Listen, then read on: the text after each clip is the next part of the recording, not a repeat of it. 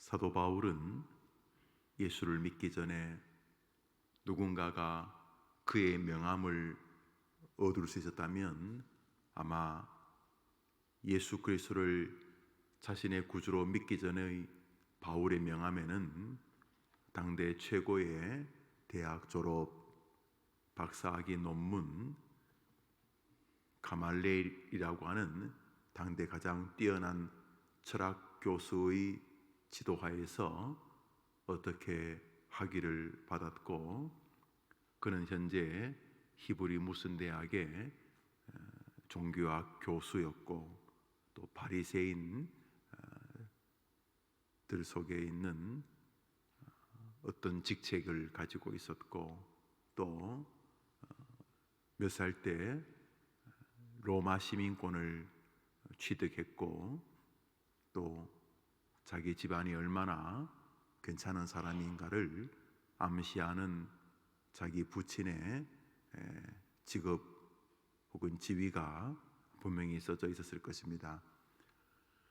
다메섹 도상에서 예수님을 만나기 전의 바울의 명함은 아마 그런 것들이 적혀져 있었을 것입니다. 그런 것이 나쁘다 이런 것이 아니라 예수님을 믿고 난 다음에 바울의 명함은 바뀌었습니다.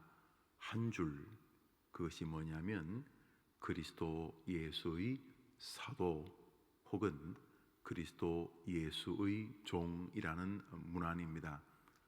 과거에는 자기를 소개할 때 여러 가지 소개할 것이 있었습니다. 그러나 예수님을 영접한 다음에 그의 직업은 굳이 적는다면 텐트 만드는 업, 천막 제작 및 수리, 바울 이렇게 써져 있을지는 모르겠습니다. 그렇지만 직업은 그렇게 중요한 것이 아니었습니다. 우리 가운데 바울이 하늘에서 텐트 메이커, 천막 만드는 직업으로 불리지 않을 것을 다 압니다. 바울의 직업은 굳이 말한다면 저기 나와 있는 저 한 문장입니다. 그리스도 예수의 사도, 혹은 고린도 전후서, 로마서, 에베소서 등에서 등장하는 사도와 함께 언급되어지는 그리스도 예수의 종. 그래서 바울은 편지의 서론을 거의 비슷하거나 동일하게 시작합니다. 하나님의 뜻으로 말미암아 그리스도의 종된 바울은, 그리스도의 사도된 바울은, 이렇게 자기를 소개합니다. 하늘나라 갔을 때 김영우 목사는 어떻게 하나님의 백성들로 어깨를 나란히 한 믿음의 생활을 할까? 그가 이 땅에서 목사였는지 또는 또 다른 직업이었는지는 제 생각에는 하나도 중요하지 않을 것이라고 생각을 합니다. 목사이기 때문에 천국에 더 상석에 앉을 것이라고 생각하지 않습니다. 어쩌면 더 말석에 있을 수 있겠다 생각도 합니다. 훨씬 더 성도님들보다 앞선 자리에 하다못해 앉아서 밥 한 끼를 먹을 때에도 상석의 목사라고 앉는 형태를 볼 때에 저의 상이 크지 않을 것이라고 생각을 합니다. 우리 모두가 하늘나라 갔을 때에 어떻게 인식되어질까? 충성되었느냐, 충성되지 않았느냐는 그가 대통령을 장기 집권해서 19년을 하냐, 109년을 하냐, 며칠 만에 3일 천하로 끝났느냐, 무슨 직업이었느냐가 아닐 것입니다. 하늘나라에서 가장 중요한 것은 우리가 이 땅에서 그리스도 예수의 사도로 혹은 그리스도 예수의 종으로 살았는가 하는 것입니다. 오늘 잠들어 있는 아이를 깨울 때 나는 그리스도의 사도된 엄마였는지 그리스도 종된 아들이었는지를 우리는 평가받게 될 것입니다. 오늘 내가 있는 직장이 어딘지는 크게 중요하지 않습니다. 청와대인지 국회인지 학교인지 혹은 함께 교제하는 식당에 일하시는 분 속에 내 모습이 발견되든지는 크게 중요하지 않습니다. 오늘 나는 그곳에서 그리스도 예수의 사도였는지 그리스도 예수의 종이었는지가 중요한 것입니다. 저기 그리스도 예수의라는 의자 안에 우리가 소유되어져 있습니다. 나는 나라의 종이다.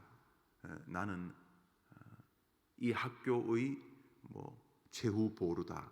이렇게 으짜는 그 앞에 우리가 종속되어 있음을 말하는 거죠. 우리는 나를 위하여 살지 않습니다. 과거에는 그랬지만 예수님을 믿고 나면 하나님을 어떻게 하면 기쁘시게 하는 학교 교사가 될까? 그래서 다른 교사분들도 다 사명감 가지고 하시겠지만은 예수 그리스도의 백성이 되면 자신이 있는 그곳에서 가장 하나님의 종된 모습이 무엇일지를 생각을 하게 됩니다. 선교사가 선교지에 도착했을 때 그는 자신의 영달이 목표이지 않지 않겠습니까? 그는 그곳에 선교사, 미션을 가지고 도착한 미셔너리, 무엇을? 예수 그리스도의 이름을 높이자 하는 것이 그의 목적이어야 옳지 않겠습니까? 오늘 바울은 우리가 왜 그가 사도의 모습에서 발견되어지고 신약 성경 절반을 기록하는 하나님의 사람이 될 수 있었는지, 또 왜 하나님이 바울을 좋아하셨는지를 느끼게 합니다. 그는 먹든지 마시든지 무엇을 하든지 자기가 그리스도 예수의 사도라는 것을 잊지 않고 살았던 것입니다. 밑으로 내려오셔서 우리 7절을 읽겠습니다. 읽읍시다. 시작. 이와 같이 우리와 함께 종된 사랑하는 에바브라에게 너희가 배웠나니 그는 너희를 위한 그리스도의 신실한 일꾼이요. 에바브라가 그리스도의 종이었는데 그는 이 땅에서 어떻게 살았냐 하면 신실한 일꾼. 참 우리 살면서 신실한 사람 만나면 참 기분이 좋지요. 직장에서도 참 신실하다. 누구 집 아들인지 모르겠지만 참 잘 배웠네. 네 집 딸인지 모르겠지만 정말 눈속임만 하지 않고 이 사람 참 안과 밖이 참 신실한 사람이구나. 이렇게 우리가 신실한 사람 만나면 참 기쁘지 않습니까? 그런데 이 에바브라라고 하는 이 사람은 그리스도의 종이었을 뿐만 아니라 하나님께서 사역하라고 했던 여러 사람들을 위하여 그리스도의 일꾼이었다 이렇게 말합니다. 저기서도 보면은 에바브라를 그리스도의 일꾼, 그리스도의 신실한 일꾼. 그러니까 초대교회를 이끌었던 사람들은 모두 자신이 그리스도의 것이라는 생각을 가지고 살았던 것입니다. 그러니까 뭘 하더라도 그리스도 그분을 즐겁게 하는 거죠. 저는 전하의 종입니다. 과거 시대에 우리가 충신이라고 말하는 것은 충신이 권모와 술수를 써서 누를 무슨 일을 이렇게 능수능란하게 이렇게 또 어려움은 살짝 피해가면서 미꾸라지처럼 그런 사람을 우리가 충신이라고 말하지 않죠. 충신이라고 하는 것은 자신이 섬기는 왕에게, 주군에게 충성을 다하는 사람이죠. 그래서 임금을 위하여 우리가 정몽주 선주교에서 그 이방원의 철퇴마다 죽었다 하면서 이 몸이 죽고 일평생 죽고 다시 살아도 그래도 내가 님 향한 일편단심 변하지 않겠다. 이런 이렇게 임금을 향한 그저 고려말 그저 이제 무기력해서 나라가 다 끝장나고 있을 때에도 그 임금, 비록 좀 부실한 임금이지만 그 임금을 위한 일편단심을 보여줘서 우리가 그를 충신의 대명사라고 말하고, 북한에 가면 정말 선주교에 벌겋게 뭐가 칠해져 있어가지고 시꺼먼데 이게 그때 피라고 하고 한다고 북한이 그러더라고요. 관광지를 만들어 놨고 개성에 가면 있다고 하지 않습니까? 그 선주교 말이죠. 부실한 한 나라의 임금을 위해 충성해도 역사가 충신이라고 기억할지인데, 만왕의 왕이신 우리의 주님을 위하여 우리의 충성의 여정을 하늘에서 어떻게 기억하실까를 생각하면 우리는 참 복된 사람입니다. 이 시대의 모든 사람이 다 이렇게 부족하잖아요. 어떤 임금도 부족하지 않은 사람이 없잖아요. 그런데 우리는 제대로 된 임금을 만났죠. 충성하기에 조금도 부족함이 없는 완벽한 왕, 말 그대로 만왕의 왕을 우리가 만났죠. 그 허접한 임금에게 충성을 다해도 역사가 존중하고 인정하는 정몽주 충신이 된다면 만왕의 왕이신 이분에게 충성하는 우리들의 미래의 결과가 얼마나 영광스러울지는 말할 필요도 없을 것입니다. 초대교회로 돌아가자 이렇게 말하는데, 이 초대교회에 무엇떤 것을 얻고자 하는 것인가? 가서 그렇게 얻어맞자는 것인가? 그렇게 무슨 기적을 많이 보자는 것인가? 초대교회가 좀 더 요즘 교회보다 순수하지 않았겠는가 하는 그저 좀 이렇게 말랑말랑한 마음으로 그래서 초대교회로 돌아가자고 하는 것인가? 그 초대교회로 돌아가자는 말 안에는 우리 개개인의 아주 강력한 고백과 헌신의 다짐이 있어야만 합니다. 초대교회를 보십시오. 바울이나 에바브라나 다 어떻게 생각합니까? 자기 자신을 그리스도의 것으로 생각을 합니다. 그래서 충성의 대상이 딱 명백합니다. 그리스도의 종된 바울은 그리스도의 사도된 바울은 그리스도의 것임. 아침에 출근하는 이유도 바울에게는 명백합니다. 오늘 텐트 계약하는 것도 납기일 내에 텐트를 다 만들어서 주인에게 넘기는 일도 바울의 머릿속에는 이것이 그리스도 나의 주인에게 영광이 될 것인가? 나는 그리스도에게 봉사하는 사람이요 거기서 내 인생에 비로소 의미를 찾는다. 그리스도의 것이다. 이것이 초대교회로 돌아가자고 하는 성도들이라면 가져야 될 마음이요 우리 주님이 오늘 우리에게 기대하는 마음인 것을 압니다. 우리 한번 따라 할까요? 그리스도의 종된 바울, 그리스도의 사도된 바울. 여러분은 누가 주인입니까? 오늘자 날주 요한복음 21장입니다. 요한복음 21장입니다. 요한복음 21장입니다.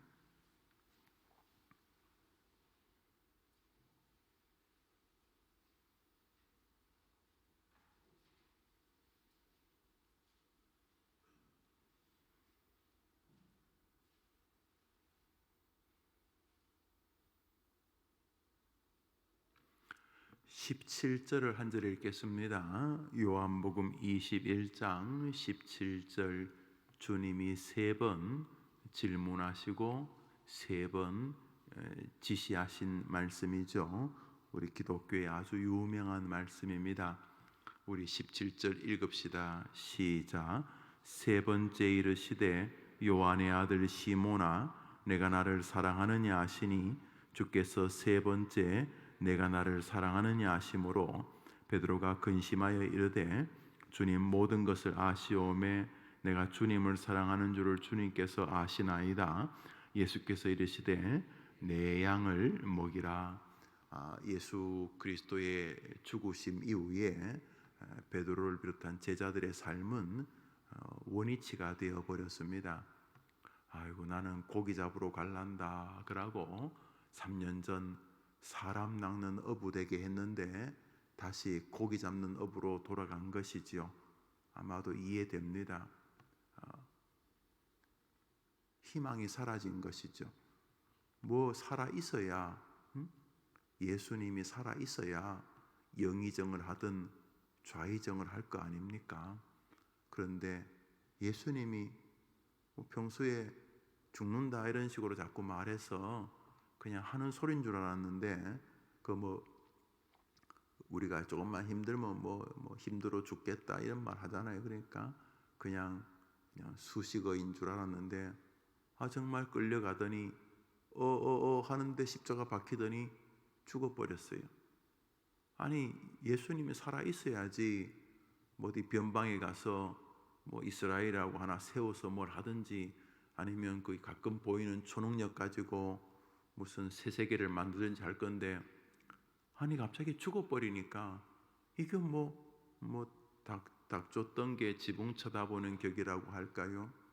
갑자기 길이 사라져 버린 것이죠. 삶의 이유가 사라져 버린 것이죠.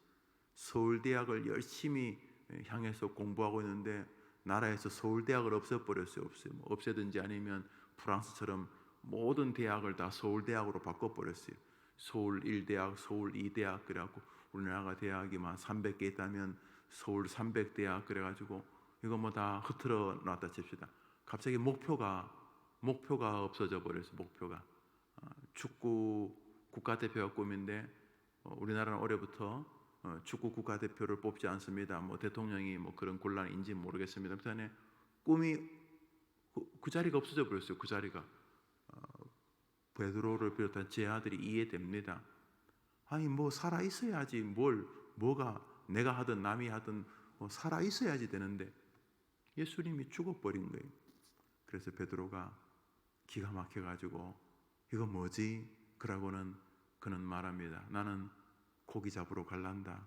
아이고 송충이는 솔잎 먹고 살아야지. 내가 헛바람 들어가지고 예수하고 뭐 해보겠다고. 아이고 내가 정신 나간 놈이지. 그러면서 이제 베드로가 물고기 잡으러 간다니까 같이 제 아들이 형님 나 좀 데려가시오. 그래가지고 어부가 아니었던 친구들 역시 주르륵 해서 고기 잡으러 갈릴리 디베랴 바닷가로 가게 됩니다.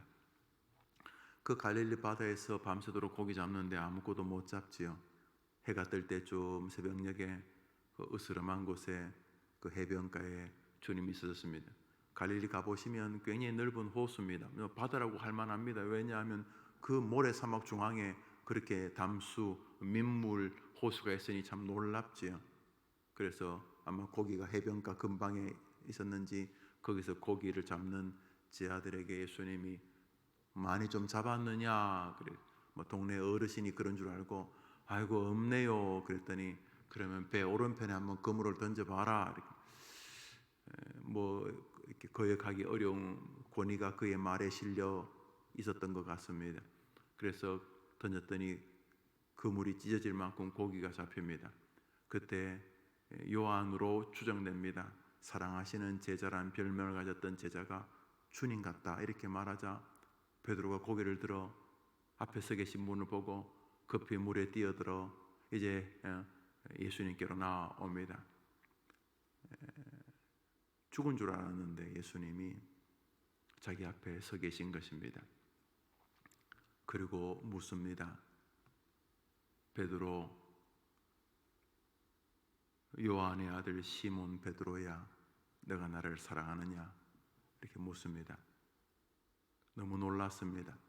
사람들이 예수님 부활했다 그러지만 믿지 않았는데 예수님 자기 앞에 서 계신 것입니다. 주님, 내가 주님을 사랑하는 줄 주께서 아시나이다. 버들버들 떨면서 그 말 안에 신앙 고백이 있습니다. 당신은 죽음조차 이기시는 전능자 아닙니까? 지금 내가 부끄러워하는 이 모습 그대로 보고 계시죠? 날 다 알고 계시지 않습니까? 아, 이분이 주님 맞구나. 주님, 제가 주님을 사랑합니다. 그랬더니 내 양을 먹이라 그러셨습니다. 잠시 후에 다시 묻습니다. 베드로야, 너가 나를 사랑하느냐? 조금 전에 물었는데 또 물으십니다. 죄송하고 부끄럽고. 그래서 성경 보면 근심하여, 이 말은 뭐 엄청 걱정하기보다는 주님이 나를 징계하시는구나. 내가 너무 부끄럽구나. 마치 내가 예수님을 3번 부인한 것처럼 이렇게 또 물으시는구나. 그래 생각해서 그랬는지 참 부끄러워서. 그럼에도 불구하고 주님, 내가 주님을 사랑하는 줄 주께서 아시나이다. 그래서 또 내 양을 치라. 같은 말이죠. 내 양을 먹이라. 잠시 후에 이 3번째 물음이 바로 저 물음입니다. 베드로야, 요한의 아들 시몬 베드로야, 너가 나를 사랑하느냐? 베드로가 주여, 내가 주님을 사랑하는 줄 주께서 아시나이다. 저 고백 다음에 사도행전이 나오는데요. 요한복음 21장이 복음서 마지막 장이지 않습니까? 사도행전에 나오는 베드로는 어린 아이한테 예수님 저주까지 하면서 예수님 모른다고 부인하던 다굴기 전에 비참하던 베드로가 아닙니다. 사도행전에 나오는 베드로는 딴 사람입니다. 기적도 보고 예수님 쫓아다니고 그랬지만 복음서에서 나오는 베드로는 왔다 갔다 하는 친구입니다. 사도행전에 나오는 베드로는 질이 다른 베드로입니다. 왜요? 부활을 보았거든요. 그리고 죽어도 다시 사는구나, 이것이 믿어지기 시작했습니다. 우리들 그렇죠? 죽어도 다시 사는구나. 이게 다가 아니구나. 제대로 끝이 나야 되겠구나. 내가 신실한 기독교인이어야 되겠구나. 부활은 우리로 하여금 그냥 이렇게 이거 아무것도 아니야 이 정도가 아니라 삶과 영혼을 연결해서 생각하게 되죠. 삶과 영혼을 하루살이처럼 그냥 어떻게 오늘만 잘 모면하면서 그래 살지 않죠. 부활을 믿는 사람은 이제 다 연결되죠. 과거, 현재, 미래, 내일, 영원 다 연결되죠. 일직선으로 쭉 연결되죠. 이 베드로가 완전히 달라지죠. 부활하신 주님 만났기 때문입니다. 그런데 오늘 저기 보면은 예수님이 베드로에게 숙제를 줍니다. 그게 뭡니까? 예수님이 숙제를 주죠. 그게 뭡니까? 뭐 하라고요? 내 양을. 누구 양을 먹이라고요? 내 양을. 바울이 자기를 그리스도의 것이라고 말하죠. 나는 하나님의 뜻으로 말미암아 그리스도의 종된 그리스도의. 그러니까 사도 바울의 메시지 핵심이 뭔지 뻔합니다. 그리스도입니다. 그리스도의 사도. 코카콜라 회장이 내 피 안에는, 내 몸 안에는 코카콜라가 흐르고 있다 그렇게 말했다면서요. 그 머릿속에 코카콜라만 생각하는 거죠. 이 사람은 입만 열면 코카콜라 자랑하겠죠. 바울은요, 그리스도의 종. 이 사람은 코카콜라를 자랑하는 게 아니라 예수 그리스도를 자랑. 이 사람은 자기가 뭘 해야 할지 압니다. 바울이 뭔 설교를 해도 뻔합니다. 그 설교는 예수 띄워 죽입니다. 뻔합니다. 바울이 이런 말 저런 말 별소리 다 해도 결론은 뻔합니다. 예수 그리스도 자랑하기, 예수 그리스도 높이기입니다. 왜요? 예수님이 그것을 노골적으로 요청하셨습니다. 모든 믿는 사람의 대표가 되는 베드로에게 내 양을 먹여라. 네 거 아니다. 김 목사 네 거 아니다. 김 집사 네 거 아니다. 네 돈 네 거 아니다. 네 자식 네 거 아니다. 그리스도의 것이다. 주님께서 말합니다. 내 양을 베드로, 시몬아. 베드로의 이름이 시몬, 게바, 베드로 다 같은 사람입니다. 베드로야, 네 양 아니다. 내 양이다. 내 것이다. 바울은 명백하게 이해했습니다. 그래서 기독교인들이 예수 믿을 때 이 주인을 명백히 하는 것이 굉장히 믿음 생활을 힘있게 합니다. 돈을 버는데 대충 안 법니다. 왜냐하면 이게 주님의 것이기 때문에. 그래서 직장 다녀서도 내가 주님의 돈을 지금 벌어야 돼. 이 주님, 내가 벌지만 이게 주님의 것이기 때문에, 그래서 이것을 주님을 위해서 사용할 것이기 때문에, 그래서 사람들을 대할 때도 내 주인이 주님이기 때문에, 내가 주의 종이기 때문에 내 성질 같으면 한방 해버리고 싶지만 내 주인 이분의 그 얼굴 때문에 내가 말 한마디라도 제어합니다. 뭘 하더라도 목표가 뻔합니다. 주를 위한 힘입니다. 그래서 불신자들은 예수 믿기가 어렵습니다. 왜냐하면 그분들의 목적은 자기이기 때문입니다. 내 인생은 나의 것. 이게 그들의 구호 아닙니까? 그들의 주제가 아닙니까? 내 인생은 나를 위해 공부하고, 나를 위해 돈 벌고, 나를 위해 속이고, 나를 위해 마타도하고, 나를 위해 짓밟고, 나를 위해 거짓말하고, 나를 위해 그렇게 30이 되고 60이 되고 80이 되고 마지막 죽는 날, 이제 그때 좀 헷갈리는 거죠. 이 나를 위해 죽기가 참 어렵기 때문에, 나를 위해서 죽는 게 쉽지가 않아. 암만 포장을 해봐야 시체가 되는데, 그래서 사람이 어느 날 인생에 탁 부딪히게 되면 이 먹고 이래 돼. 이 먹고 성철 스님의 화두가 그거였다는데, 뭐지 이게 내 인생이 이게 이래 사는 게 맞는 건가? 이게 내가 돈 버는 기계인가? 이게 내가 뭐지 이거 내가 애 키우는 기계인가? 난 뭐지? 그래서 계속 거기다 의미를 부여하죠. 내 인생이 괜찮았다 그러는데 안 괜찮죠. 내가 그래도 한 인생 의미 있게 살았다 계속 그러지만 의미 없죠. 우리 그리스도인들은 예수 그리스도 그분을 위해 살 때만이 진짜 의미가 있죠. 그렇지 않으면 의미를 계속 개발해야 되는데 굉장히 허술하죠. 아주 그냥 가는 그 뭐 거미줄 하나에 인생이 걸린 것처럼 참 위태하죠. 애서 시멘트를 바르고 애서 공기를 불러 이렇게 넣으면서 그것이 의미 있다고 자꾸 마인드 컨트롤도 하고 그러지만 의미 없죠. 흙으로 돌아와 흙으로 끝나는 인생이기 때문에 뭐 거기 뭘 집어넣는다고 해서 그렇게 인생에 의미 없죠. 그래서 아우구스티누스라고 하는 이 위대한 철학자가, 위대한 신앙인이 뭐라 그랬습니까? 내가 그리스도를 만나기 전까지 내 인생에 평강이 없었나이다. 방세를 지은 아주 그 신실한 그리스도인 중에 한 명이었던 파스칼이 뭐라 그럽니까? 방세에서 인간의 영혼에는 그리스도만이 채울 수 있는 빈 공간이 있다. 거기 뭐 마약을 집어넣고 뭐 별걸 다 집어넣고 뭐 PhD 학위 100개를 집어넣어도 이 공간이 안 메워지죠. 뭐 아침 저녁으로 뭘 주사를 맞고 뭐 마약을 마시고 뭐 아무리 뭐 이 창고 다 채우면 저 창고 또 돈 채우고 이 창고 다 채우면 저 창고 돈 채우고 아무리 그래도 인간에게는 오직 예수 그리스도만이 메울 수 있는 이 공간, 이건 안 메워지죠. 그래서 늘 뻥 뚫리죠.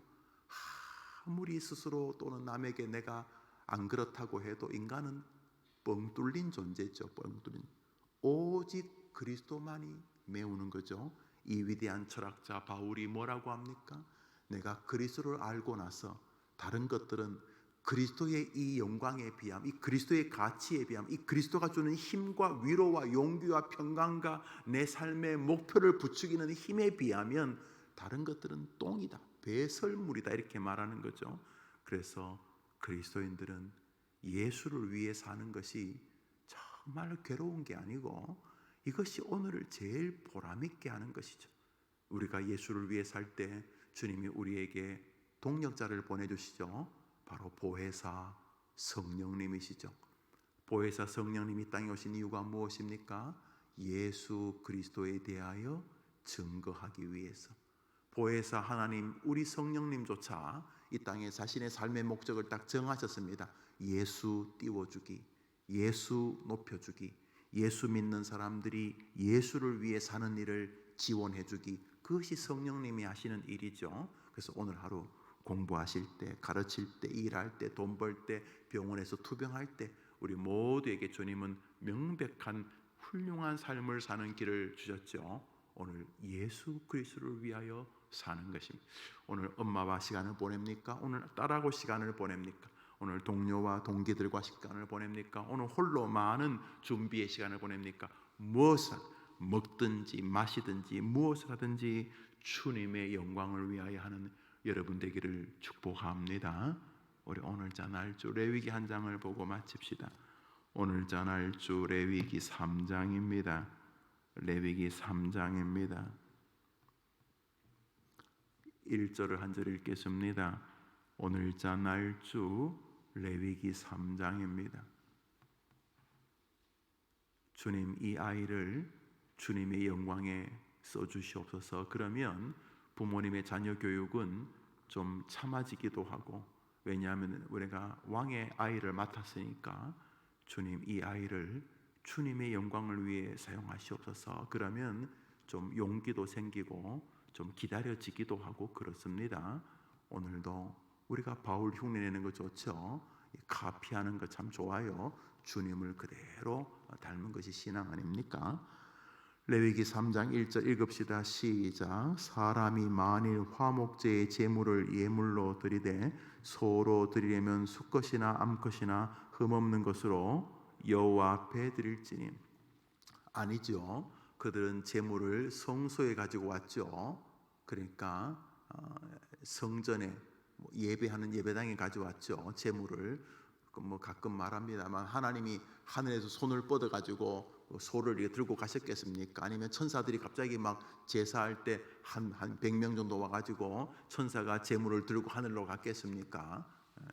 성전에 드렸죠, 제사를. 그런데 주님은 뭐라 그러냐면 여호와 앞에 드릴지니 이렇게 말했습니다. 뭘 하더라도 내가 교회에다 뭐 한다, 교회 봉사하죠. 내가 교회에 뭐 반사로 봉사한다, 또는 주차위원으로 봉사한다, 뭐 성가대원으로 봉사한다, 또 설교로 봉사한다, 뭐 봉사하는 거죠. 그런데 초점을 분명히 해야 되죠. 나는 교회에 봉사하는 것이긴 해요. 그렇죠. 교회에다 뭐 하는, 소를 교회에 끌고 오죠. 성전에 끌고 오죠. 제물을 성전에 바치죠. 그런데 주님은 명백히 합니다. 소든지, 우리 한 절 더 읽읍시다. 12절을 읽습니다. 우리 12절입니다. 레위기 3장 12절 읽읍시다. 시작. 만일 그의 예물이 염소면 그것을 여호와 앞에 끌어다가, 소든지 비둘기든지 염소든지 양이든지 제 예물을 드리려거든 그것을 누구 앞에 드리라 그랬죠? 누구 앞에요? 여호와 앞에 끌고 나오라 그랬습니다. 그래서 교회 다닐 때 뭐 사람을 안 볼 수는 없어요. 참 이 사람 때문에 상처받잖아요. 뭐 교회 다니면서 뭐 하나님 때문에 속상해서 교회 안 나간 사람 몇 명이나 되겠어요.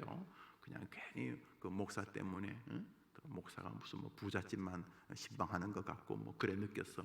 또 목사가 말하면서 자기의 마음을 안 맞고, 목사는 뭐 여러분의 삶이 뭐 어디 병들고 이런 건 알지만 여러분이 지난 주간에 뭐 부부 싸움에 있는 거 제가 어떻게 알겠어요? 그렇지만 목사가 자기를 공격한다 이래가지고 또 안 나올 수도 있고, 뭐 또 교인들끼리 저게 뭐냐 그래서 저게 무슨 교인이냐 그래서 또 교인들끼리 상처받아 안 나오고, 뭐 그럴지는 몰라도 무슨 하나님이 이렇게 뻔뻔하시냐 뭐 이라든지 하나님이 이렇게 위선적이냐 뭐 이러면서 안 나오는 분은 없지 않겠어요? 그래서 우리가 다 하나님께 예배한다고 하는데 문제는 그 사람들 때문에 상처를 받죠.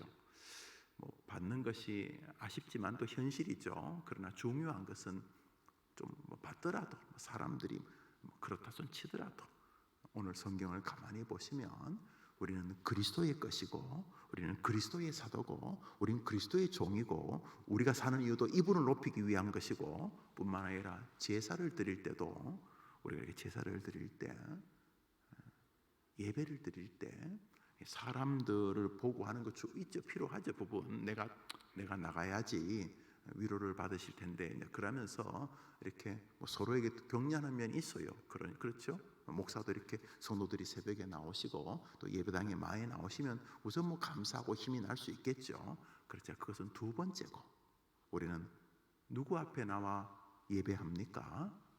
예물을 소로 드리든지 양으로 드리든지 염소로 드리든지 간에 그것을 여호와 앞으로 가져다가, 우리가 헌금할 때 우리 교회 헌금하지 않죠. 교회를 헌금해야 돼요. 교회 특히 자기가 섬기는 교회에 헌금해. 그러나 우리는 헌금을 어떻게 하죠? 하나님께 하죠. 소를 드릴 때 자 성전에 가져왔어요고 하지 않고, 우리는 성전은 하나님을 만나는 통로요. 주님이 명령하신 규례일 뿐이죠. 그냥 교리일 뿐이죠. 우리는 헌금을, 예배를, 우리의 신앙을 교회당에다 하지 않죠. 우리는 하나님께 하죠. 정말로 그렇습니다.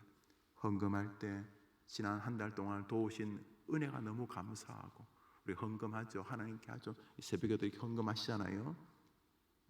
물론 저는 헌금하면 기도하죠. 그러나 목사 보라고 헌금한다면 정말 그거는 헌금 아니죠. 그거는 뭐 아무것도 아니죠. 우리는 헌금을 할 때도 그것이 10원이든 100원이든 우리 하나님께 헌금을 하죠. 그러므로 헌금 생활에도 규례가 있죠. 하나님을 장난치듯이 대하지 않으려고 하죠. 마음을 다하죠.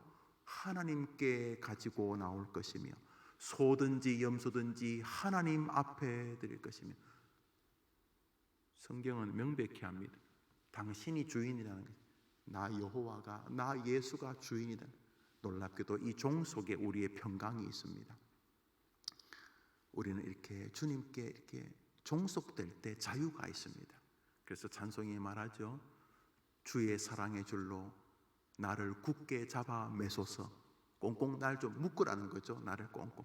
우리가 주님에게 속박당할 때 비로소 평강이 오는 거죠. 오늘 하루 그저 바람 빠지는 풍선이 혼자 막 날아다니시 그렇게 혼자 살아가려고 하지 마시고 오늘 여러분이나 저나 주님을 주인으로 섬기며 승리하는 하루가 되기를 축복합니다.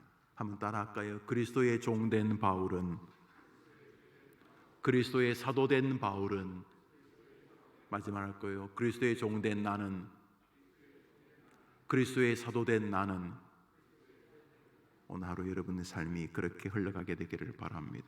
주님 같이 기도로 예배를 마치고 우리 자유롭게 기도하며 하루를 힘있게 시작합시다. 하늘에 계신 우리 아버지여, 이름이 거룩히 여김을 받으시오며 나라의 마옵시며 뜻이 하늘에서 이룬 것 같이 이 땅에서도 이루어지이다.